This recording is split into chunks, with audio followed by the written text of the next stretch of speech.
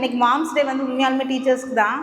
நம்ம ஒரு குழந்தைங்க 2 குழந்தைங்களுக்கு தான் அம்மா, ஆனால் இத்தனை குழந்தைங்களுக்கு அம்மா அவங்க தான். நம்ம கொஞ்ச நேரம் தான் நைட் தூங்குற வரைக்கும் மட்டும்தான் நம்ம குழந்தைங்க கூட இருக்கோம், லீவ் டேஸில் இருக்கோம்.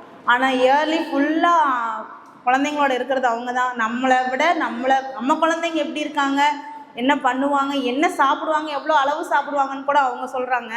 என் குழந்தை நான் என்ன என் பையன் பண்ணுறான் தப்பு பண்ணுறாங்க என்னை விட அவங்க தான் வந்து மோட்டிவேட் பண்ணி அவன் இப்படி இல்லை அப்படி இருப்பான், அவனுக்கு இது வரும், நீங்கள் திட்டாதீங்க, கம்பேரிசன் பண்ணாதீங்கன்னு எனக்கு அவங்க அட்வைஸ் பண்ணுவாங்க. நான் அப்படி சொல்லும் போதெல்லாம் நம்மளை விட நம்ம குழந்தைய வந்து ஒரு அம்மாவாக அவங்க தான் நினச்சிட்ருக்காங்க அப்படின்னு நான் நினச்சேன். ஆனால் உண்மையாக அன்றைக்கி வந்தோடனே நான் பையன்கிட்ட கூட சொல்லியிருக்கேன், நமக்கு அம்மா வரலன்னு நான் ஒர்க் பண்ணுறேன், லீவ் கிடைக்கல தங்க நான் வரலன்னு ஃபீல் பண்ணால் எல்லா பேரண்ட்ஸும் வருவாங்க அப்படின்னு நான் சொன்னேன். உனக்கு நான் இல்லைனாலும் உங்களுக்கு நான் கிளாஸ் மேம் தானே அம்மா, நீங்கள் அவங்க இருப்பாங்க அப்படின்னு சொல்லி தான் இருந்துச்சேன். அப்புறமா ரொம்ப ஃபீல் பண்ணுறான்னு சொல்லி தான் திரும்பி ஒரு 1/2 hour பர்மிஷன் போட்டு வந்தேன். அதனால் நீ எப்பவுமே பயப்படாத, நீ எதுக்கு நான் அம்மா வரலன்னு ஃபீல் பண்ணாத, உனக்கு அம்மாவாக கிளாஸ் மேம் இருப்பாங்க, எல்லா மேமும் உனக்கு இருப்பாங்க அப்படின்னு சொல்லி தான் இது வரைக்கும் நான் அவனுக்கு 2 பசங்களுக்குமே இப்போ இன்னொருத்தர் 2nd standard படிக்கிறான், அவனுக்கு வரவே இல்லை ஃபங்க்ஷனுக்கு போன வீக்கு.